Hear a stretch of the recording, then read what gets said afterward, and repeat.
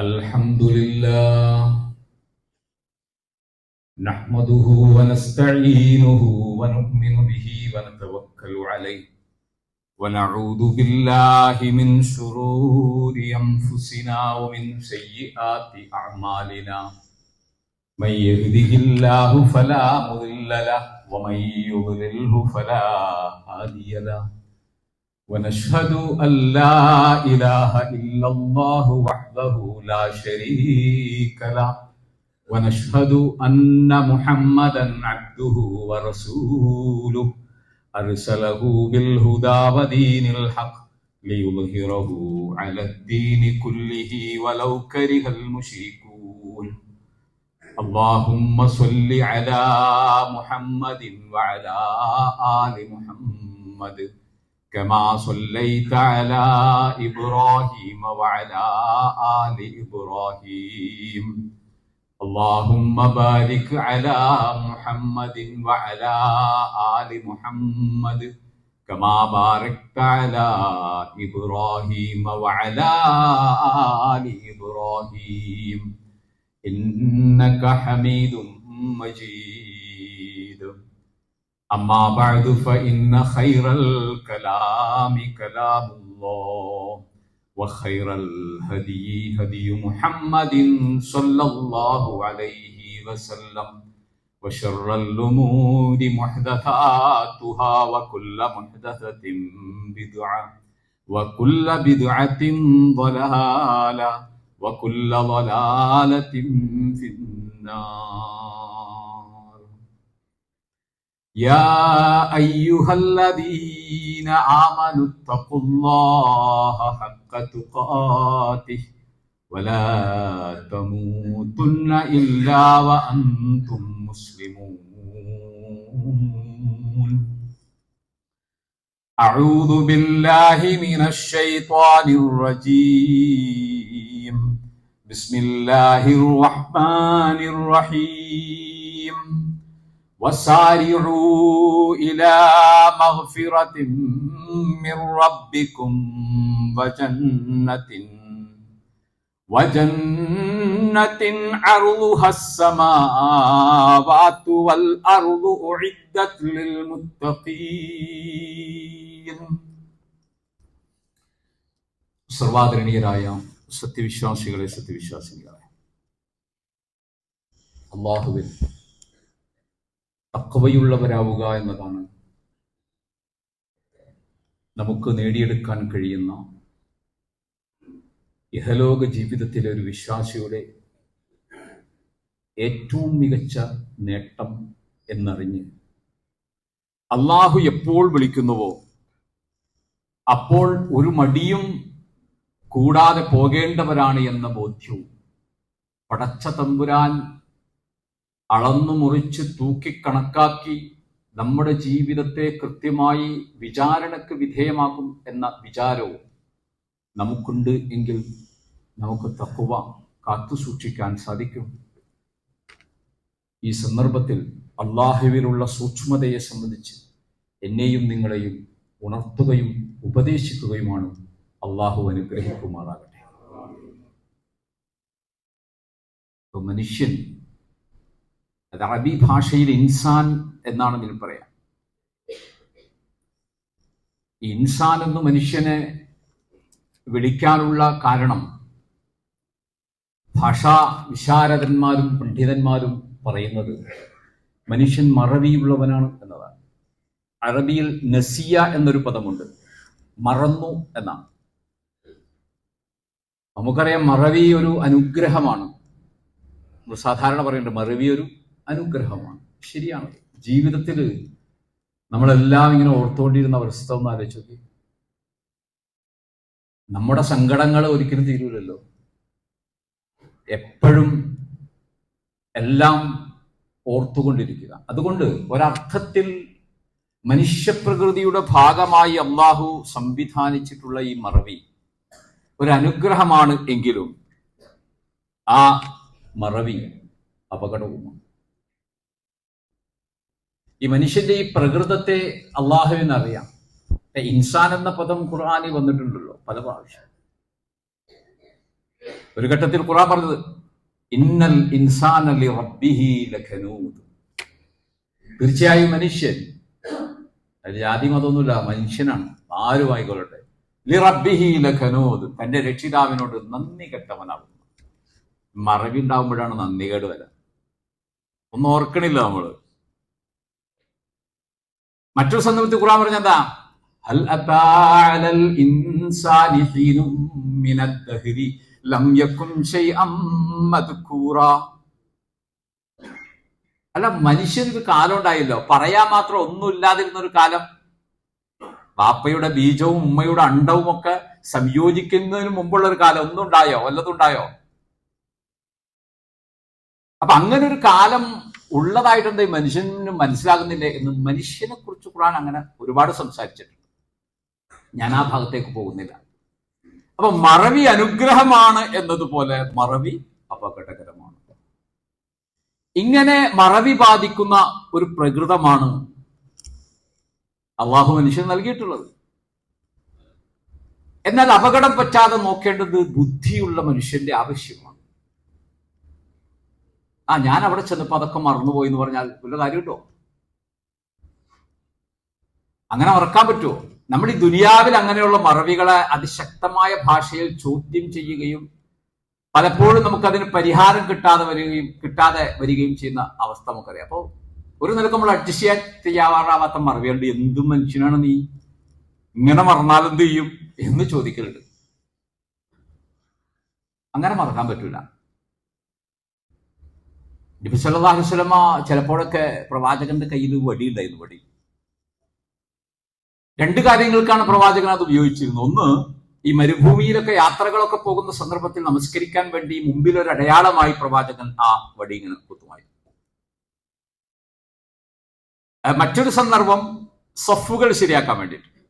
ഇന്നിപ്പോ സഫ് ശരിയാക്കേണ്ട കാര്യമല്ല, അടയാളം ഇട്ട് വെച്ചിട്ടുണ്ട്. അന്ന് നബിയുടെ പള്ളി അറിയാലോ, സാധുക്കളായ മനുഷ്യന്മാര് ഓല കൊണ്ടും ഈത്തപ്പനത്തൊടികൾ കൊണ്ടും മേഞ്ഞ പള്ളിയാണ്. അതിൻ്റെ ഉള്ളിൽ കൂടെ വെയിലും ഇഴങ്ങും, മഴ പെയ്താലും മഴയും ഉണ്ടാകും. ഒരു ഹദീസ് ഉദ്ധരിക്കുമ്പോൾ ഒരു സഹാബിനെ കുറിച്ച് പറയുമ്പോൾ പറഞ്ഞില്ലേ, അദ്ദേഹത്തിന് തടിയിൽ ഇങ്ങനെ വെള്ളം പിടിക്കണ്ടായിരുന്നു. സഹാബികളൊക്കെ ചിലപ്പോൾ സുജൂദ് ചെയ്യുന്നിടത്ത് റുക്കൂ ചെയ്യുന്നിടത്തൊക്കെ വെള്ളം. അതുകൊണ്ടാണ് പള്ളിയെ പരിപാലിക്കണം, പള്ളിയെ സ്നേഹിക്കണം എന്ന് അത് മനസ്സിലാവാത്ത ആളുകൾ കുറച്ച് ആളുകളുള്ളൂ. അള്ളാഹുവിന്റെ ഭവനത്തെ നമ്മൾ എങ്ങനെയൊക്കെ പരിപാലിക്കണം, എല്ലാ അർത്ഥത്തിലും പരിപാലിക്കണം എന്ന് പറയാൻ കാരണം, മക്കയിൽ ഹറമിൽ ചെല്ലുമ്പോൾ കണ്ടിട്ടില്ല, അവിടുത്തെ പണി ഒരു കാലത്ത് അവസാനിക്കുന്നില്ല, അങ്ങനെ വികസിപ്പിച്ചുകൊണ്ടിരിക്കുകയാണ്. അതിന് മാത്രം ആളുകൾ വന്നുകൊണ്ടിരിക്കുക. അപ്ലൈ ചെയ്യുന്ന എല്ലാവർക്കും ലോകത്തു നിന്ന് ഹജ്ജിന് വരാൻ സാധിക്കുന്നുണ്ടോ, ഉംറക്ക് വരാൻ, അതിങ്ങനെ നിയന്ത്രിച്ച് ഇങ്ങനെ കൊണ്ടുപോവാം. ഏതായാലും മനുഷ്യൻ മറവിയുള്ളവനാണ്. പ്രവാചകൻ സല്ലല്ലാഹു അലൈഹി വസല്ലമ സഫുകൾ ഇതുപോലെ ശരിയാക്കിയതിനു ശേഷം ഒരു ഘട്ടത്തിൽ അള്ളാഹുവിന്റെ റസൂല പറഞ്ഞത് സ്വല്ലൂക സ്വലാത്തി മുവദ്ദിഅ എന്ന് പറഞ്ഞു. നിങ്ങൾ നമസ്കരിക്കുന്ന നമസ്കാരം വേർപിരിയുന്നവന്റെ, ഈ സ്കാരം കഴിഞ്ഞാൽ നിങ്ങൾ പോവാണ്, ഇവിടുത്തെ എല്ലാ കെട്ടുബന്ധങ്ങളും അവസാനിപ്പിച്ച് മക്കളോടും ഭാര്യയോടും കുടുംബക്കാരോടും കൂട്ടുകാരോടും വീട്ടുകാരോടും നാട്ടുകാരോടും ഒക്കെ യാത്ര പറഞ്ഞ് നിങ്ങൾ പോവാണ്. ഇനി തിരിച്ചു വരുമോ നിങ്ങൾ? ഇല്ല. നിങ്ങളെ ആരോഗ്യമുള്ള ആളുകൾ 3, 4, 5, 6, 7 ആളുകൾ ചുമന്നുകൊണ്ട് പള്ളിക്കാട്ടിലേക്ക് പോവാണ്. അങ്ങനെ പോകുന്നതിന് മുമ്പുള്ള നിസ്കാരം നിസ്കരിക്കണം എന്ന് പറഞ്ഞിട്ട് പ്രവാചകൻ സല്ലല്ലാഹു അലൈഹി വസല്ലമ നിങ്ങളുടെ നമസ്കാരം അങ്ങനെയാക്കണം, തിരിച്ചു പോണം നമ്മൾ, അല്ലേ? റമദാനെ സംബന്ധിച്ചിടത്തോളം നമുക്കറിയാം, ഈ റമദാനില് ഇനി എത്ര റമദാൻ നമ്മളുണ്ടാവും, അള്ള വിധിച്ചിട്ട് ഇനി റമദാൻ അടുത്ത ഈ ലോകമുണ്ട് എങ്കിൽ യൗമുൽ ഖിയാമ വരെ ഈ റമദാൻ ഇങ്ങനെ വന്നുകൊണ്ടിരിക്കും, നമ്മൾ ഉണ്ടാവൂല എന്നർത്ഥം. നമ്മൾ ഇതിൻ്റെ അടുക്ക് പോയി, നമ്മൾ ആയി, നമ്മുടെ കുട്ടികളായി, പേരക്കുട്ടികളായി,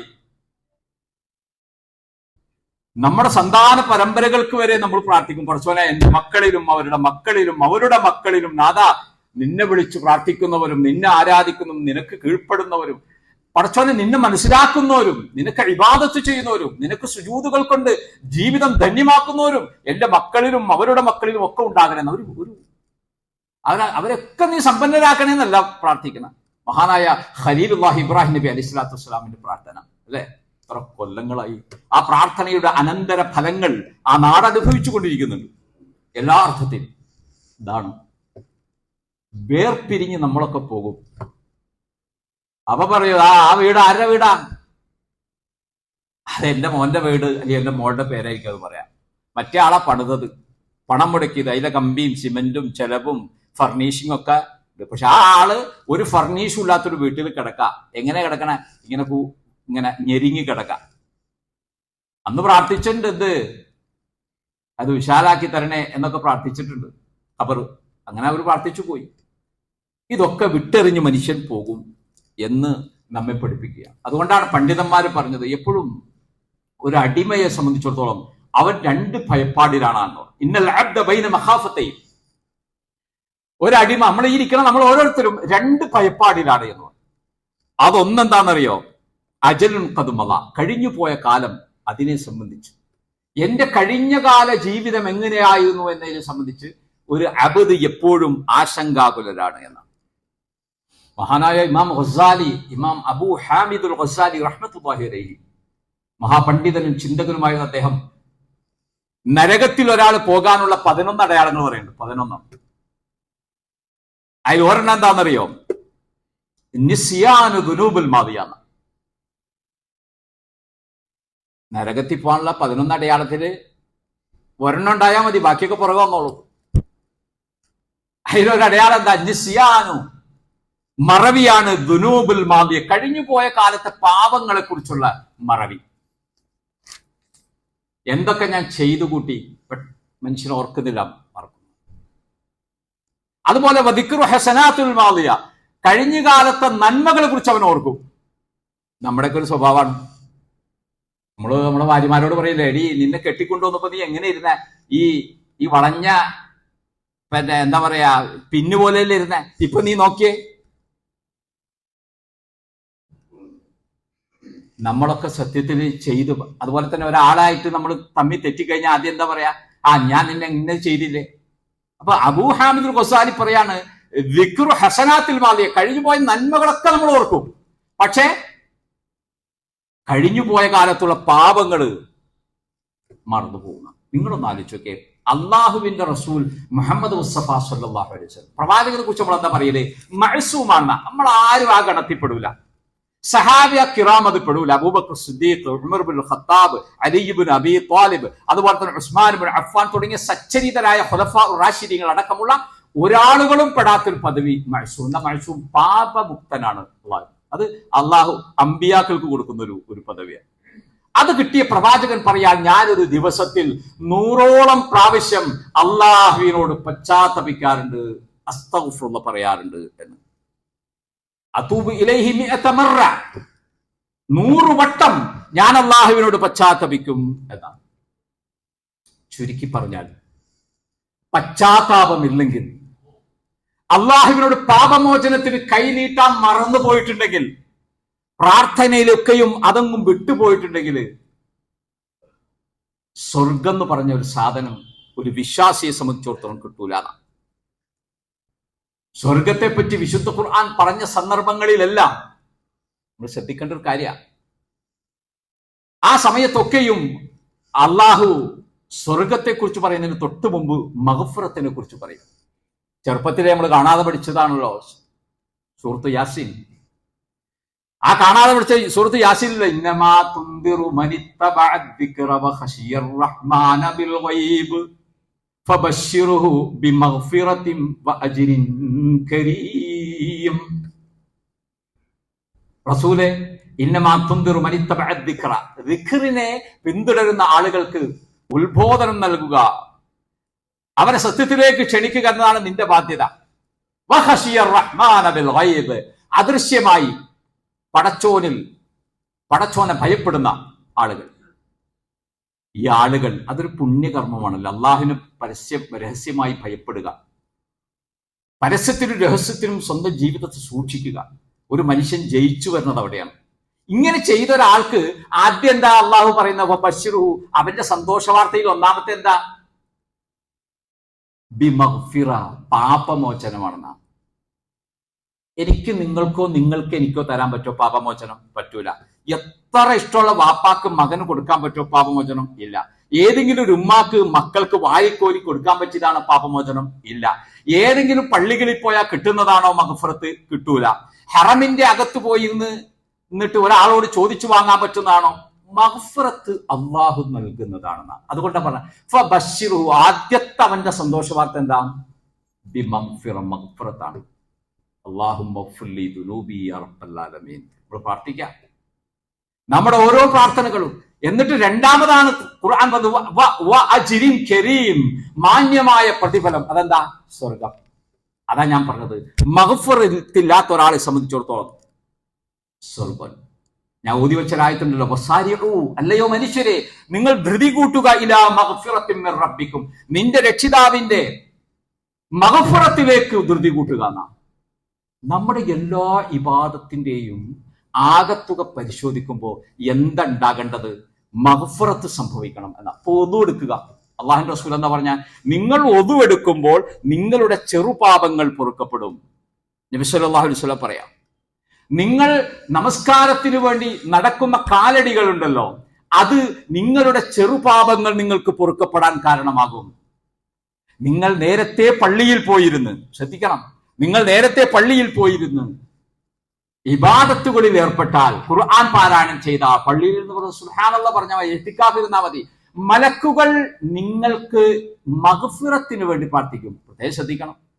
മലക്കുകൾ വന്നിട്ട് അവന് ഒരുപാട് കാശുണ്ടാക്കി കൊടുക്കണേന്നല്ല പ്രാർത്ഥിക്കുക. കാരണം എന്താ? അത് കിട്ടാക്കനിയാണ് എന്നാണ്. എന്ന് പറഞ്ഞാൽ പൈസ എനിക്ക് നിങ്ങൾക്ക് തരാം, എന്റെ കയ്യിൽ പണമുണ്ട്, നിങ്ങളെ സഹായിക്കാം. അങ്ങനെ പല കുറവുകളും നമ്മുടെ ഇത് പരസ്പരം ചെയ്തും കൊടുത്തും പരിഹരിക്കാം. പക്ഷെ മഗ്ഫിറത്ത് കിട്ടൂല. അതുകൊണ്ട് മലക്കുകൾ പള്ളിയിൽ നേരത്തെ വന്നിരിക്കുന്നവന് വേണ്ടി പ്രാർത്ഥിക്കുന്നത് എന്താ? അള്ളാഹുവേ, അവന് പുറത്തു കൊടുക്കണേ. നമ്മുടെ ഓരോ കാര്യങ്ങളും നമ്മൾ ആലോചിച്ച് നോക്കി. ഈ ഒരു ശിശിരകാലം, അഥവാ ഈ മരങ്ങളുടെ ഇലകൾ പൊഴിയുന്ന ഒരു കാലത്ത് അല്ലാഹുവിൻ റസൂൽ സല്ലല്ലാഹു അലൈഹി വസല്ലം സുബഹി നിസ്കാരം കഴിഞ്ഞ് സഹാബികളും നബിയൊക്കെ കൂടി പള്ളിയിൽ അങ്ങോട്ട് ഇറങ്ങുന്ന സമയത്ത് കുറെ ഇലകൾ കൊഴിഞ്ഞ ഒരു മരം അവിടെ ഉണ്ടായിരുന്നു. നബി സല്ലല്ലാഹു അലൈഹി വസല്ലം നേരെ ചെന്നിട്ട് ആ മരം പിടിച്ചിട്ട് നന്നായിട്ട് അത് കുലുക്കി. അപ്പൊ എന്തായി? കുറച്ച് കഴിഞ്ഞും നാളെയും ഒക്കെ വീഴാനിരുന്ന ഇലകളൊക്കെ കൂടി താഴേക്ക് വീണു. അത് ഇല കൊഴിയുന്നൊരു കാലമാണ്. എന്നിട്ട് നബി സല്ലല്ലാഹു അലൈഹി വസല്ലം പറഞ്ഞു, മരം മാത്രം ബാക്കിയായി. എന്നിട്ട് സഹാബികളോട് പറഞ്ഞു, നിങ്ങൾ ഇത് കണ്ടോ? ഈ മരത്തിൽ ഇപ്പോൾ ഒരു ഇലയും ഇല്ല, ഇലകളെല്ലാം കൊഴിഞ്ഞു. ഇതുപോലെയാണ് നിങ്ങളിപ്പോ നിസ്കരിച്ച നിസ്കാരം കഴിയുമ്പോൾ നിങ്ങളുടെ പാപങ്ങളാകുന്ന ഇലകളൊക്കെ കൊഴിഞ്ഞ് ഈ മരമാകുന്ന ഒരു മനുഷ്യൻ മാത്രമായി നിങ്ങൾ മാറുന്ന എന്ന് പറഞ്ഞാൽ നമ്മുടെ മുഴുവൻ ഇബാദത്തുകളും പാപങ്ങൾ കൊഴിക്കുന്നതായിരിക്കണം. പടച്ചോനോട് നമ്മൾ തേടിയിട്ടുണ്ടോ? ആഗ്രഹിച്ചിട്ടുണ്ടോ? നോക്കൂ, ഈ റമദാൻ എന്ന വാക്കിന്റെ അർത്ഥം തന്നെ എന്താണ്? കരിഞ്ഞു പോകുന്നതെന്നാ. എന്താണ്? കുടൽ കരിയണ മാസം എന്നാണോ? റമദാൻ എന്ന് പറഞ്ഞാൽ കരിച്ചു കളയുന്നതെന്നാ. എന്താ കരിച്ചു കളയുന്നത്? പാപങ്ങളാണ്. ഒരു ശില്പി ഒരു കല്ലിൽ നിന്ന് ഒരു ശില്പം നെയ്തുണ്ടാക്കാൻ നോക്കിക്കോ, ഒരു പക്ഷിയുടെ, അല്ലെങ്കിൽ ഒരു മൃഗത്തിന്റെ, ഒട്ടകത്തിന്റെ, അല്ലെങ്കിൽ ഒരു കുതിരയുടെ, അല്ലെങ്കിൽ ഒരു മനുഷ്യന്റെ. എന്താ ചെയ്യാ? ആ മനുഷ്യനല്ലാത്ത ഭാഗമൊക്കെ കളയണം. പാപങ്ങള് നമ്മുടെ ജീവിതത്തിൽ നിന്ന് പോവുക എന്നതാണ് റമദാൻ കൊണ്ട് ഉദ്ദേശിക്കുക. അത് ആ പേര് തന്നെ അതാണ്, റമദാൻ, കരിച്ചു കളയുന്ന മാസം എന്ന്. ഈ എല്ലാ ഇബാദത്തും നമ്മൾ വെച്ച് വെച്ചു. നമ്മളിപ്പോ നിസ്കരിക്കുമ്പോ ആ നിസ്കാരത്തിൽ ഏറ്റവും റുക്കുവയിലെ പ്രാർത്ഥന, സുജൂദിലെ പ്രാർത്ഥന, നമ്മൾ ഇരിക്കുമ്പോഴുള്ള പ്രാർത്ഥന, ആ ഇരിക്കുമ്പോ അവസാനത്തെ പ്രാർത്ഥന ആരംഭിക്കുന്നതിന് എങ്ങനെയാണ്? അല്ലാഹുമ്മ ഗ്ഫിർ ലി മാ ഖദ്ദംതു വമാ അഖർതു. അല്ലാഹുവേ, മുന്തിയതും പിന്തിയതും രഹസ്യമാക്കി ചെയ്തതും പരസ്യമായി ചെയ്തതും എല്ലാം എന്ത് ചെയ്യണം? അല്ലാഹുമ്മ ഗ്ഫിർ ലി. എനിക്ക് പുറത്ത് മയ്യിത്ത് നിസ്കരിക്കാൻ നിൽക്കുക, ഫാത്തിഹ ഓതി സ്വലാത്ത് ചൊല്ലി. ഇനി പ്രാർത്ഥിക്കുന്നത് ഈ മരണപ്പെട്ടു പോയ മയ്യത്തിന് നമ്മളാൽ ബാക്കി നിൽക്കുന്ന ഒരു കാര്യമാണ്. അതിൽ ആദ്യം പറയണ എന്താ? അല്ലാഹുമ്മ ഗ്ഫിർ ലഹു വർഹംഹു വഅഫു അൻഹു വആഫിഹി. നിങ്ങൾ ആ പ്രാർത്ഥന ഒന്ന് ശ്രദ്ധിച്ചേ. പോയത് എന്റെ വാപ്പ, എന്റെ അയൽക്കാരൻ, എന്റെ നാട്ടുകാരൻ. അദ്ദേഹത്തിന് ഈ ജനസഞ്ചയം മൊത്തം പ്രാർത്ഥിക്കുന്ന ഒന്നാമത്തെ വാക്ക്, അവിടെ ഖത്തീബ് എഴുന്നേറ്റിട്ട് പറയും, ഈ ദുആ കാണാതെ പഠിക്കാത്തവരുണ്ട് എങ്കിൽ ഉണ്ടാവൂലോ. കുറെ കാലമായിട്ട് നമുക്ക് പഠിക്കാൻ പറ്റിയിട്ടില്ലല്ലോ. മരിക്കണ ദിവസം വാടകയ്ക്ക് മുസ്ലിയാരെയും അടുത്ത ആളെയും പാപ്പാക്ക് മയ്യത്ത് സ്കരിക്കാൻ വേണ്ടി കാത്തിക്കുന്ന ആളുകൾ നമ്മള്. അങ്ങനെ നിൽക്കാത്തവൻ ഫുള്ള് പ്രാർത്ഥിക്കും. അപ്പൊ മുസ്ലിയാർ പറയുന്നത് ഇങ്ങനെ ഇത് ചെല്ലാൻ അറിയാത്ത ആളുകൾ അല്ലാഹുമ്മ ഗഫിർ വറഹ്മഹു അല്ലാഹുമ്മ ഗഫിർ വറഹ്മഹു പറയാൻ പറയും. ആദ്യം ചോദിക്കുന്നത് എന്താ? അല്ലാഹുമ്മ ഗഫിർ. പിന്നെ പലതും പറയുന്നുണ്ടായത് വഅക്രിം നുസുലഹു വസ്സി മദ്ഖലഹു വഗ്സിൽഹു ബിൽമാഇ വസ്സൽജി. ആ പ്രാർത്ഥന ഇങ്ങോട്ട് വരുമ്പോൾ കാണാം വനഖിഹി മിനൽ ഖതായ. വീണ്ടും പറയാറുണ്ട് ആ പാപങ്ങളിൽ നിന്ന് കഴുകി ശുദ്ധിയാക്കണേ മനുഷ്യനെ, പരിശുദ്ധനാക്കണേ എന്നാ. എന്നിട്ട് അങ്ങോട്ട് പോയിട്ട് കാര്യമുള്ളൂ. മനുഷ്യന്റെ വിഭവം എന്ന് പറഞ്ഞാൽ എന്താ? ഞാൻ പാപമോചിതനാണെന്നാണ്. റമദാൻ 30 കഴിയുമ്പോൾ ഏതെങ്കിലും ലാബിൽ ടെസ്റ്റ് ചെയ്തിട്ട് നീ മഗ്ഫിറത്തുണ്ട് ടിക്ക്, അങ്ങനെ ഉണ്ടോ? പല ടെസ്റ്റിലും പാസ്സാകുന്ന ആളുകളാണല്ലോ. പാസ്സാകണം എന്നതാണ്. മഗ്ഫിറത്തിന് വേണ്ടി നിരന്തരം ചോദിക്കുക. മഅസൂമായ അല്ലാഹുവിന്റെ റസൂലിന് 100 പ്രാവശ്യം ചോദിക്കാൻ പറ്റുമെങ്കിൽ നമുക്കൊരു 10 പ്രാവശ്യം ചോദിക്കാൻ മടിയാണ്. നമ്മൾ എവിടെ ചോദിക്കുന്നു? അള്ളാഹു എന്റെ പാപങ്ങൾ എന്റെ നോട്ടത്തിൽ, സംസാരത്തിൽ, എന്റെ വാട്സപ്പ് മെസ്സേജുകളിൽ, എന്റെ ഇടപാടുകളിൽ, എന്റെ സംസർഗങ്ങളിൽ, എന്റെ ജീവിത വ്യവഹാരങ്ങളിൽ, എന്റെ മനുഷ്യരുമായുള്ള സംവേദനങ്ങളിലൊക്കെയും സംഭവിച്ചു പോയ ചെറുതും വലുതുമായ പാപങ്ങളൊക്കെയും നാഥാ നീ എനിക്ക് പുറത്തു തരണം, നീ അല്ലാതെ ആരുമില്ല പാപങ്ങൾ പൊറുക്കാനാണ്. അതുകൊണ്ട് നിസ്കാരത്തിൽ, റുക്കൂഴിലും സുജൂദിലുള്ള പ്രാർത്ഥന നിങ്ങളൊന്ന് മനസ്സിൽ ചൊല്ലിയൊക്കെ. അവിടെയൊക്കെ മെയിനായിട്ട് പറയണത് എന്താ? പടച്ചോനെ പുറത്ത് തന്നെ അല്ലാഹുമ്മ ഗഫിർലി അല്ലെ? അത് പ്രാർത്ഥിച്ചിട്ടല്ലേ സുജൂദിൽ നിന്ന് എണീക്കുക, റുക്കൂഴിൽ നിന്ന് എണീക്കുക. സുജൂദ് എന്ന് പറഞ്ഞാൽ അള്ളാഹ്ക്ക് ഇത്രമാത്രം ഇഷ്ടപ്പെട്ട ഒരു പൊസിഷൻ വേറെയില്ല. ഒരു മനുഷ്യൻ അവന്റെ വിനീത വിധേയനായി പരമകാരുണ്യകന്റെ മുന്നിൽ അവിടെ പൊട്ടിക്കരയും മനുഷ്യൻ. അള്ളാഹിനെ അറിയുന്നവൻ കണ്ണീരൊഴുക്കും, പ്രാർത്ഥിക്കും. അവിടെ പറഞ്ഞെന്താ? പടച്ചോനെ എന്റെ വാപ്പാക്ക് എന്നെ നന്നായി സ്നേഹിച്ച ഉപ്പായ ഉപ്പാക്ക് എനിക്ക് ചെയ്തു തരാൻ പാടാതെ, എന്നെ ഒരുപാട് സ്നേഹിക്കുന്ന ഒരുപാട് മനുഷ്യ ചുറ്റുണ്ട്, അവർക്കൊന്നും എനിക്ക് നൽകാൻ കഴിയാത്തത് നാഥാ അത് മഗ്ഫിറത്താണ്, നീ എനിക്ക് തരണം. അതുകൊണ്ട് അല്ലാഹുമ്മ ഗഫിർലി അല്ലാഹുമ്മ ഗഫിർലി അല്ലാഹുമ്മ ഗഫിർലി ഇതിങ്ങനെ പ്രാർത്ഥിച്ചുകൊണ്ടിരിക്കണം. ഇത് റമദാനിൽ ഉണ്ടാകണം, നിസ്കാരത്തിലാണ്. നോക്കൂ, നിങ്ങൾ ഹജ്ജ് ചെയ്യുന്ന ആളുകളല്ലേ? ഹജ്ജിനെ സംബന്ധിച്ച് ആദരമായ റസൂലുള്ളാഹി സ്വല്ലല്ലാഹു അലൈഹി വസല്ലം എന്താ പഠിപ്പിച്ചത്? പ്രസവിക്കപ്പെട്ട കുഞ്ഞിനെ പോലെ ആയിരിക്കും ഹജ്ജ് ചെയ്ത ആളാ. ലോകത്ത് നിഷ്കളങ്കതയ്ക്ക് ഇതിനു വലിയൊരു ഉദാഹരണം ഉണ്ടോ? ഒരു സെക്കൻഡിൽ കരഞ്ഞ കുഞ്ഞ് അടുത്ത സെക്കൻഡിൽ ചിരിക്കുക. എന്താ കാര്യം? കാപ്പട്ടില്ല അല്ലെ? പെട്ടെന്ന് കരഞ്ഞ് വിതുമ്പി വന്ന കുഞ്ഞ് അടുത്ത സെക്കൻഡിൽ ചിരിക്കുക എന്ന് പറഞ്ഞാൽ എന്താ? അത്ര നിഷ്കപടമായ പ്രകൃതം അള്ളാഹു സംവിധാനിച്ച. അള്ളാഹുവിന്റെ റസൂൽ സല്ലല്ലാഹു അലൈഹി വസല്ലം ഒരു ഹാജിയെ ഉപമിക്കുകയാണ്. ഇത്രയും പ്രാരാബ്ദങ്ങളും പ്രയാസങ്ങളും യാത്രകളും താണ്ഡനങ്ങളും ഒക്കെ താണ്ടി ജീവിതത്തിൽ സ്നേഹിച്ചവരെയൊക്കെ വിട്ട് അങ്ങ് ദൂരെ ഒരു സ്ഥലത്ത് അവിടെ നടത്തവും ഓട്ടവും ചാട്ടവും മലകയറ്റവും ഒക്കെയായി പ്രയാസങ്ങൾ അനുഭവിക്കുന്ന ആ സമയത്ത് ഇതൊക്കെ ചെയ്ത് തിരിച്ചു വരുന്നു അല്ലെ? ആ വെയിലേറ്റ് തിരിച്ച് ക്ഷീണിതരായി വന്ന മനുഷ്യൻ ആരായിരിക്കണം? പ്രസവിക്കപ്പെട്ട കുഞ്ഞ്. എന്താ പ്രസവിക്കപ്പെട്ട കുഞ്ഞിനെ പോലെ? പാപമോചിതനായിട്ടാണ് വരുന്നത് എന്നാണ്. നിങ്ങൾ നോക്കൂ, സക്കാത്ത്. സക്കാത്തിനെ കുറിച്ച് ഖുർആൻ പറഞ്ഞപ്പോ എന്താ? ഖുദ് മിൻ അംവാലിഹിം സദഖ തുതഹിറുഹും വതുസക്കിഹിം. ഖുർആൻ പ്രയോഗിച്ചൊരു വാക്ക് വല്ലാത്ത വാക്കാണ്. കാശ്, മെറ്റീരിയൽ നമ്മുടെ അടുത്തുണ്ട്, പൈസ, കറൻസി ഉണ്ട്, ക്രിപ്റ്റോ ഉണ്ട്, ഡിജിറ്റൽ കറൻസി ഉണ്ട്, എല്ലാം ഉണ്ട്, ഒക്കെ ലൈവാണ് അവിടെ. ഇത് ഞാൻ അധ്വാനിച്ച പൈസ, എന്റെ അക്കൗണ്ടിലേക്ക് എത്ര വന്നു, എത്ര പോയി, എല്ലാം കണക്കെനിക്കുണ്ട്. ഇത് ഞാൻ ചെലവഴിച്ച് ഞാൻ നേടുന്ന ആ സക്കാത്ത് അള്ളാഹുവിന്റെ റസൂലിനോട് പറയാ, ഉള്ളവരായ ഈ മനുഷ്യരിൽ നിന്ന് ആ സക്കാത്തിനെ നീ വാങ്ങി മറ്റവർക്ക് കൊടുക്കണം എന്ന് പറയും. എന്തിനാണ്? എന്ത് പ്രക്രിയ അവിടെ നടക്കണേ?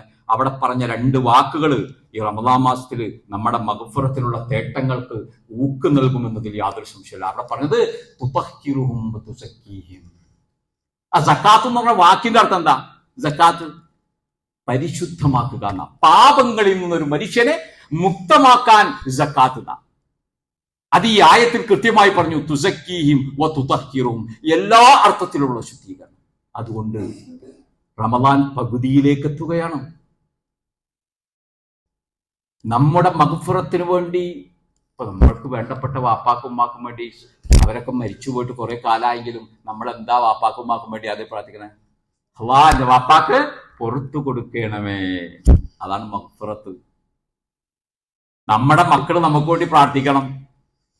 അങ്ങനെ അവരെ വളർത്തിയിട്ടുണ്ടെങ്കിൽ, അവർക്ക് ഇതൊക്കെ അറിയാമെങ്കിൽ, അവരെയും വിളിച്ച് പള്ളിയിലേക്ക് നിങ്ങൾ വന്നിട്ടുണ്ടെങ്കിൽ, സമയത്ത് പള്ളിയിൽ പോയോ അവൻ എന്ന് നിങ്ങൾ തിരക്കിയിട്ടുണ്ടെങ്കിൽ, നിങ്ങൾ മരണപ്പെട്ടാലും മക്കള് ഈ പള്ളിയുടെ ഒരു മൂലയിലിരുന്ന് വിതുമ്പിയിട്ട് വാപ്പാടെ ഓർമ്മകൾ അയവർക്കിയിട്ട്, പടച്ചോനെ നീ തന്ന എന്റെ വാപ്പ ഇന്നെന്റെ അരികിലില്ല, നല്ല കാലം വരുന്ന ഈ കാലത്ത് എന്റെ വാപ്പയെ എന്റെ വണ്ടിയിലിരുത്തി ഒരു യാത്ര ചെയ്യാൻ ഇന്നെനിക്ക് സാധിക്കൂല, എന്റെ വാപ്പ അധ്വാനത്തിന്റെ ആ മൂർധന്യാവസ്ഥയിൽ എല്ലാം വിട്ടിട്ട് പോയി, അതുകൊണ്ട് എന്റെ വാപ്പാക്ക് മഗ്ഫിറത്തിന് നൽകണമേ, ഇതല്ലേ പ്രാർത്ഥിക്കല്? പുറത്തു കൊടുക്കണേ. വീട്ടിൽ അപരാധം ചെയ്ത ഒരു കുടുംബാംഗം ഉണ്ടെങ്കിൽ, അനുജനോ ജ്യേഷ്ഠനോ മക്കളൊക്കെ ഉണ്ടെങ്കിൽ, അല്ലാഹുവേ എന്റെ മോന് പുറത്തു കൊടുക്കണേന്നാ. കാരണം പടച്ചോ പുറത്തില്ലെങ്കിൽ നാട്ടാരെ കൂടി വട്ടം കൂടിയിട്ട് പിരിവിട്ട് പൊറുക്കൽ പ്രക്രിയ നടത്താൻ സാധിക്കില്ല. അത്ര മാത്രം അള്ളാഹുവിലേക്ക് താണ് കേണ് വണങ്ങുന്നവന് മാത്രം കിട്ടുന്നതാണ് ഈ പശ്ചാത്താപം എന്നത്. നോക്കൂ, വിക്റുകൾ ചെല്ലാറില്ല നമ്മൾ? സുബ്ഹാനല്ലാഹ് 33 പ്രാവശ്യം, അൽഹംദുലില്ലാഹ്, അല്ലാഹു അക്ബർ, ലാ ഇലാഹ ഇല്ലല്ലാഹു വഹ്ദഹു ലാ ശരീക ലഹു, ലഹുൽ മുൽക്കു വലഹുൽ ഹംദു വഹുവ അലാ കുല്ലി ഷൈഇൻ ഖദീർ. അങ്ങനെ 100 തികച്ചിട്ട് ഫർള് നമസ്കാരങ്ങൾക്ക് ശേഷം പ്രത്യേകിച്ചും നമ്മൾ ഇതൊക്കെ പൂർത്തിയാക്കിയിട്ടാ പോണം. എന്താണ് വിക്ർ? നബി സല്ലല്ലാഹു അലൈഹി വസല്ലം പറയാണ്, ഗുഫിറതു ലഹു ഖതായ, അവന്റെ ചെറുപാപങ്ങൾ ആ ദിക്ർ കൊണ്ട് പൊറുക്കപ്പെടും. അപ്പൊ ദിക്ർ പാപം പൊറുക്കാൻ, നിസ്കാരം പാപം പൊറുക്കാൻ, സക്കാത്ത് പാപം പൊറുക്കാൻ, ഹജ്ജ് പാപം പൊറുക്കാൻ, നോമ്പ് പാപത്തെ കരിച്ച് നശിപ്പിച്ചു കളയുന്ന ഒരു മാസം. എന്നിട്ടും അതുകൊണ്ടാണ് ഒരു മാസം, റമദാൻ എന്ന മാസം ഒരു മനുഷ്യന് വന്നിട്ട് അവന് സ്വർഗത്തിൽ പോകാൻ കഴിയാത്തവന് നാശം എന്നാ പറയുന്നത്. 3 പ്രാവശ്യമാണ് ആമീൻ ആമീൻ ആമീൻ എന്ന് നബി സല്ലല്ലാഹു അലൈഹി വസല്ലം മിമ്പറിലേക്ക് കയറിയപ്പോ പറഞ്ഞത്. സഹാബി ചോദിച്ചു, എന്തിനെ പതിവില്ലാത്തൊരു ആമീൻ എന്ന് ചോദിച്ചപ്പോ മലക്കുകൾ പ്രാർത്ഥിച്ചത്, ഒരു റമദാൻ വന്നിട്ടും ആ റമദാനിലൂടെ സ്വർഗം നേടാൻ കഴിയാത്തവൻ നശിച്ചു പോകട്ടെ എന്ന് മലക്കുകൾ പ്രാർത്ഥിച്ചപ്പോൾ ഞാൻ ആമീൻ പറഞ്ഞാണെന്ന് 3 പ്രാവശ്യം. ആര്? നബി സല്ലല്ലാഹു അലൈഹി വസല്ലം. എന്റെ പ്രിയപ്പെട്ടവരെ, എനിക്ക് മഗ്ഫിറത്ത് നേടിത്തരാൻ എന്റെ ഭാര്യ കൂടെ ഉണ്ടാവോ? ഉണ്ടാവില്ല. എന്റെ മക്കളെ ആഞ്ഞു പിടിച്ചാൽ എനിക്ക് കിട്ടുന്നതാണോ? ഇല്ല. ഞാൻ മനസ്സ് വെക്കണം. ഞാൻ എന്റെ രാത്രി നമസ്കാരങ്ങൾ പ്രാർത്ഥിക്കണം. എല്ലാവരും എടുത്തോ പിടിച്ചോന്നോ ഓടിപ്പോകുമ്പോൾ ഞാൻ ഓടാൻ തയ്യാറല്ല. കാരണം ഈ ഓട്ടം അവസാനിക്കുന്ന ഒരു സമയത്ത് എന്റെ അക്കൗണ്ടിൽ പാപമോചനം ഉണ്ടാകണം. എന്റെ തൗബ അള്ളാഹുവിലേക്ക് എത്തണം. ഞാൻ പടച്ചവനിലേക്ക് മടങ്ങണം. എന്നിട്ട് നബി സല്ലല്ലാഹു അലൈഹി വസല്ലം പറയാണ്, ഈ സുബ്ഹാനല്ലാഹ് അൽഹംദുലില്ലാഹ് ചൊല്ലിയിട്ട് അവന്റെ ചെറുപാവം പൊറുക്കപ്പെടും എന്ന് പറഞ്ഞിട്ട് പറയാ, വലൗ കാനത്തു മിസ്ലു സബദിൽ ബഹർന, കടലിലെ നുരയുണ്ടല്ലോ. ഈ ഒരു കടലില് പൊട്ടിച്ച് പുറത്തൊന്ന് ചെന്ന് നോക്കിയേ, കടലിലെ നുര എണ്ണാൻ പറ്റുമോ? ഒരു കടലിലെ നുരയുടെ എത്ര ചെറുപാപങ്ങൾ ഒരു മനുഷ്യനുണ്ട് എങ്കിലും സ്വസ്ഥമായി അടങ്ങിയിരുന്ന് സലാം വീട്ടിയതിനു ശേഷം ഈ വിക്റൊക്കെ ചൊല്ലി എഴുന്നേറ്റ് പോകുന്ന ഒരാളുടെ പാപങ്ങൾ, ചെറുപാപങ്ങൾ കടലിലെ നുരയോളം ഉണ്ടെങ്കിലും പടച്ചോൻ അവർക്ക് മഗ്ഫിറത്ത് കൊടുക്കും എന്നാണ്. എല്ലാത്തിലും മഗ്ഫിറത്താണ്. ദിക്റിൽ മഗ്ഫിറത്താണ്, സ്വലാത്തിൽ മഗ്ഫിറത്താണ്, സകാത്തിൽ മഗ്ഫിറത്താണ്, റമദാനിൽ മഗ്ഫിറത്താണ്, ഹജ്ജിൽ മഗ്ഫിറത്താണ് എന്ന് ചോദിച്ചു വാങ്ങണം പടച്ചോനോട്, അള്ളാഹുയോട് സങ്കടപ്പെട്ട്. എല്ലാത്തിനും എന്തിനു പറയണം? ഇപ്പൊ നമ്മൾ തമ്മിലൊന്ന് കണ്ടുമുട്ടി, നബി സല്ലല്ലാഹു അലൈഹി വസല്ലം പറയാ, 2 വിശ്വാസികൾ, 2 മനുഷ്യർ തമ്മിൽ കണ്ടുമുട്ടി, കൈകൾ കൊടുത്തു. കൈകൾ കൊടുത്തു കഴിഞ്ഞാൽ പെട്ടെന്ന് എടുക്കുമല്ലോ, കുറച്ചു നേരം പിടിക്കുമല്ലോ.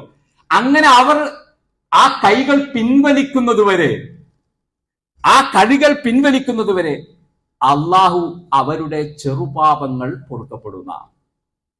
ഇപ്പൊ 2 പേരും ഒരേ ഇഖ്ലാസിലാണ് കൊടുത്തതെങ്കിൽ ആ കൈ ഇങ്ങോട്ട് വലിക്കുന്നത് വരെ കുറച്ചു സമയമേ ഉണ്ടാവുള്ളൂ. ആ സമയം വരെ ചില ആളുകൾ ആ കൈ പിടിച്ച് തന്നെ കുറച്ചു നേരം സംസാരിക്കും. അത് പിടിക്കുന്ന സമയം അത്രയും അവന്റെ പാപങ്ങൾ പൊറുക്കപ്പെടും എന്നതാണ്. അതുകൊണ്ട് ഉന്മേഷത്തില് ഉഷാറൊന്നാർക്കും കുറയണ്ട. ഇപ്പൊ പള്ളിയിൽ നമുക്ക് കാണാമല്ലോ, ആ തുടക്കത്തില് എന്താണ്, നല്ല ജന വധു എടുക്കാനും ചെന്നാലും കൈയും കാലും മുട്ടിയിട്ട് നിസ്കരിക്കാനും ഭയങ്കര തിരക്കാ.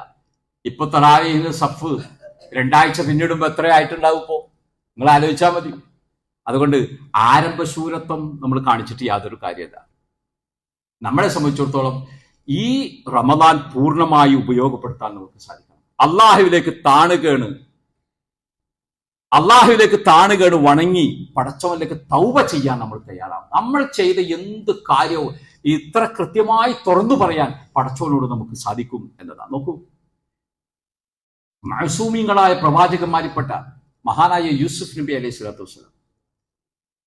യൂസുഫ് നബി അലൈഹി സ്വലാത്തു വസ്സലാം സൂറത്ത് യൂസുഫിലെ 101 ആയത്ത് നിങ്ങൾ നോക്കിയാൽ മതി. അദ്ദേഹം പ്രാർത്ഥിക്കാനുണ്ട്, റബ്ബി ഖദ് ആതൈതനി മിനൽ മുൽക്കി വഅല്ലംതനി മിൻ തഅ്വീലിൽ ഹദീസ്. പടച്ചോനോട് ഉള്ള പ്രാർത്ഥനകൾ പ്രവാചകന്മാരുടെ ഒന്ന് പ്രാർത്ഥിക്കും. വെറുതെ ഇരുന്നാൽ പോരെ ആ മൂലൊക്കെ. നമ്മുടെ ചിന്തയാണെങ്കിൽ ഏകദേശം മഅസൂമികളാണ്, അമ്പിയാക്കളാണ്.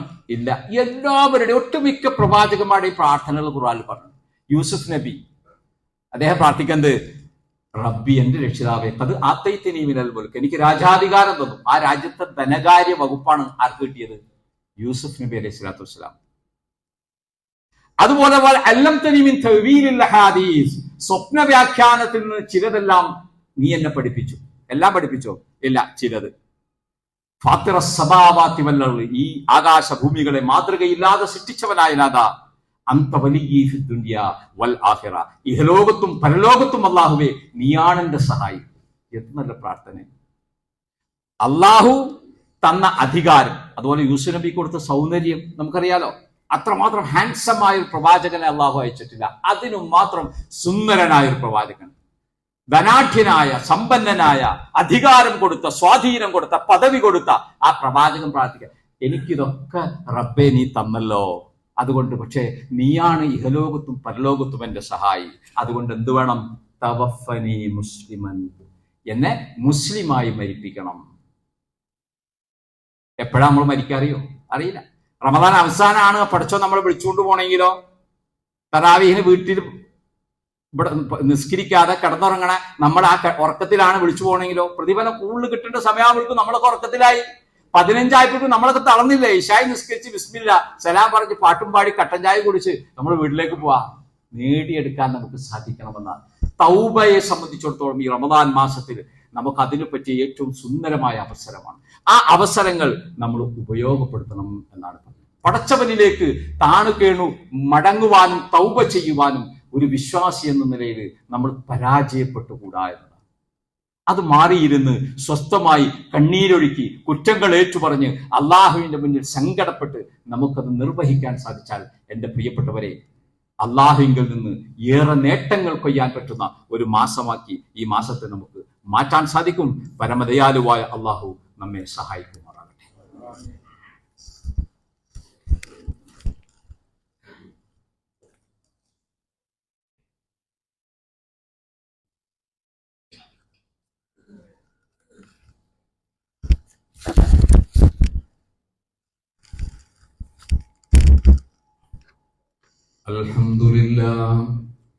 അൽഹംദുലില്ലാഹിൽ വാഹിദിൽ ഖഹാർ വൽ അസീസിൽ ഗഫാർ വൽ മലിക്കിൽ ജബ്ബാർ ഗാഫിറദ് ദംബി വഖാബിലുത് തൗബ് സല്ലല്ലാഹു അലാ മുഹമ്മദിൻ വഅലാ ആലി മുഹമ്മദ്. സഹോദരങ്ങളെ, സത്യവിശ്വാസികളെ, അല്ലാഹുവിൽ തഖ്വയുള്ളവരായിരിക്കാൻ ഒരിക്കൽ കൂടി ഉണർത്തുകയും ഉപദേശിക്കുകയുമാണ്.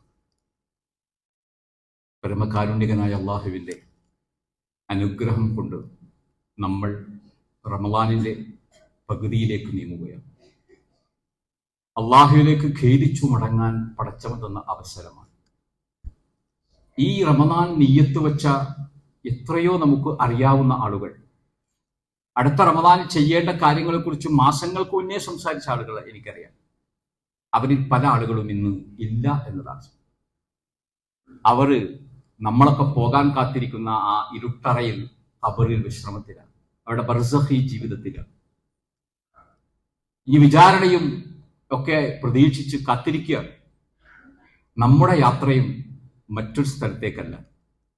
അതുകൊണ്ട് തന്നെ എനിക്ക് എങ്ങനെ ഈ റമദാനിനെ സ്വർഗം നേടാൻ ഉപയോഗപ്പെടുത്താമെന്നതിനെ സംബന്ധിച്ച് കാര്യമായി ആലോചിക്കുകയും നമ്മുടെ നമസ്കാരങ്ങൾ, വിശുദ്ധ ഖുർആൻ പാരായണം, പഠനങ്ങൾ, അതുപോലെ തന്നെ നമ്മുടെ സൽക്കർമ്മങ്ങൾ, സ്വതക്കകൾ ഒന്നും നഷ്ടമാവാതെ എത്രയോ ഇരട്ടി പ്രതിഫലം കിട്ടുന്ന ഈ മാസത്തിൽ വിനിയോഗിക്കാൻ തയ്യാറാവുക. അതൊരു ആവേശം പോലെയാണ്. പടച്ചോൻ തീർന്നല്ലോ എന്ന് ചിന്തിക്കരുത്. നാളെ നൽകാനും തടയാനും കഴിയുന്ന ഒരു അല്ലാഹുവേ നമുക്ക് എന്തും നൽകിയിട്ടുള്ളൂ ജീവിതത്തിൽ, ആരോഗ്യമായി നൽകിയതും സമ്പത്തായി നൽകിയതും. അതുകൊണ്ട് നിർലോഭം, പരലോകത്ത് രക്ഷപ്പെടാനുള്ള മാർഗത്തിനു വേണ്ടി നിർലോഭം നാം ചെലവഴിക്കുക. കാരുണ്യവാനായ അള്ളാഹു നമ്മെ അനുഗ്രഹിക്കുമാറാകട്ടെ. ഞാൻ ഒന്നുകൂടി ഓർമ്മിപ്പിക്കുന്നു, നമ്മുടെ പള്ളിയുടെ ബക്കറ്റ് അവിടെ വച്ചിട്ടുണ്ട്. കഴിഞ്ഞ ആഴ്ച ഇട്ടല്ലോ എന്നല്ല, നമ്മൾ പള്ളിയുമായി ബന്ധപ്പെട്ട് ഓരോ സെക്കൻഡിലും, അല്ലെ, ഒരു നാട്ടില് പള്ളിയൊക്കെ ടർപ്പോളിയും വെച്ച് മൂടിയിട്ടിരിക്കുക. നമ്മളൊക്കെ ആലോചിക്കണം, പടച്ചവൻ അള്ളാഹിന്റെ ഭവനങ്ങളെ സംരക്ഷിക്കേണ്ടതിന്റെ പ്രാധാന്യത്തിന്റെ ഒരുപാട് അടയാളങ്ങൾ ഈ ദുനിയാവിൽ ഇങ്ങനെ ബാക്കിയാക്കിക്കൊണ്ടിരിക്കും. അപ്പൊ അതുകൊണ്ട് എൻ്റെ പ്രിയപ്പെട്ടവരെ, നിർലോഭമായി അള്ളാഹുവിന്റെ വീടിനു വേണ്ടി ചെലവഴിക്കുക. നാഥൻ നമ്മെ അനുഗ്രഹിക്കുമാറാകട്ടെ. പരമകാരുണ്യകനായ നാഥ, ഈ റമദാനിനെ പൂർത്തീകരിക്കാനുള്ള ആരോഗ്യവും ആയുസ്സും ഈമാനും നീ ഞങ്ങൾക്ക് നൽകണമേ തമ്പുരാനെ. അള്ളാഹുവേ, ഞങ്ങളെ വളർത്തി വലുതാക്കി ഞങ്ങളുടെ മാതാപിതാക്കൾ, ഉപ്പമാർ, ഉമ്മമാർ മരണപ്പെട്ടു പോയ അവർക്കെല്ലാം നാഥ നീ മഗ്ഫിറത്ത് നൽകണമേ. അവർക്കെല്ലാം നീ മർഹമത്ത് നൽകണമേ. അവർക്കെല്ലാം നീ സ്വർഗം നൽകി അനുഗ്രഹിക്കണമേ. അള്ളാഹുവേ, അവരെയും ഞങ്ങളെയും നരകത്തിന്റെ തീയിൽ നിന്നും കാക്കണമേ തമ്പുരാനെ. റഹ്മാനായ റബ്ബേ, ഈ റമദാനിൽ ഞങ്ങൾ ചെയ്യുന്ന മുഴുവൻ സൽക്കർമ്മങ്ങളും നാഥ നീ സ്വീകരിക്കണമേ തമ്പുരാനെ. അതിനർഹമായ പ്രതിഫലം നീ ഞങ്ങൾക്ക് നൽകണമേ തമ്പുരാനെ. റഹ്മാനായ റബ്ബേ, മാരകമായ രോഗങ്ങളിൽ നിന്ന് നാഥ നീ ഞങ്ങളെ കാക്കണമേ തമ്പുരാനെ. റഹ്മാനായ റബ്ബേ, വലിയ ദുരന്തങ്ങളിൽ നിന്നും മാനസികവും ശാരീരികവുമായ പ്രയാസങ്ങളിൽ നിന്നും രോഗങ്ങളിൽ നിന്നും അള്ളാഹുവെ നീ ഞങ്ങളെ കാത്തുരക്ഷിക്കണമേ. റഹ്മാനായ റബ്ബേ, ഞങ്ങളുടെ സന്താനങ്ങളെ, ഞങ്ങളുടെ മക്കളെ നീ കാത്തുകൊള്ളണമേ തമ്പുരാനെ. ലഹരിയിൽ നിന്നും ദുഷിച്ച കൂട്ടുകെട്ടിൽ നിന്നെല്ലാം ഞങ്ങളുടെ ഈ തലമുറയെ നീ കാത്തുകൊള്ളണമേ തമ്പുരാനെ. നല്ല വിജ്ഞാനവും അറിവും നേടി നാഥ നിന്നെ നന്നായി മനസ്സിലാക്കുന്ന പടച്ചതമ്പുരാനായ നിന്റെ മുന്നിൽ സുജൂദ് ചെയ്യുന്ന നല്ല മക്കളായി കാണാനുള്ള സൗഭാഗ്യം നീ ഞങ്ങൾക്ക് നൽകണമേ തമ്പുരാനെ. അള്ളാഹുവെ, പ്രയാസങ്ങൾ അനുഭവിക്കുന്ന ലോകത്തുള്ള മുഴുവൻ മർദ്ദിതരായ മനുഷ്യർക്കും നാഥ നീ മോചനവും സ്വസ്ഥതയും സമാധാനവും നീ നൽകണമേ തമ്പുരാനെ. അള്ളാഹുവെ, ഈ റമദാനിന്റെ പവിത്രത ലംഘിക്കുന്നവരുടെ കൂട്ടത്തിൽ നാഥ നീ ഞങ്ങളെ ഉൾപ്പെടുത്തരുതേ നാഥ. ഇതിന്റെ പവിത്രത ബഹുമാനിക്കുന്ന നല്ല ഇബാദുകളിൽ നാഥ നീ ഞങ്ങളെ ഉൾപ്പെടുത്തി അനുഗ്രഹിക്കണമേ തമ്പുരാനെ. റഹ്മാനായ റബ്ബേ, ഞങ്ങളുടെ കച്ചവടത്തിൽ, ജോലികളിൽ, ഉപജീവന വഴികളിലെല്ലാം നാഥ നീ ബർക്കത്തിനെ നൽകണമേ തമ്പുരാനെ. നീ വളർച്ച നൽകണമേ, നീ ഉയർച്ച നൽകണമേ തമ്പുരാനെ. റഹ്മാനായ റബ്ബേ, ഈ പള്ളിയുടെ അങ്കണത്തിൽ ഒരുമിച്ച് കൂടിയതുപോലെ നാളെ ജന്നാത്തുൽ ഫിർദൗസിൽ ഒരുമിച്ച് കൂടാനുള്ള സൗഭാഗ്യം നീ ഞങ്ങൾക്ക് നൽകണമേ.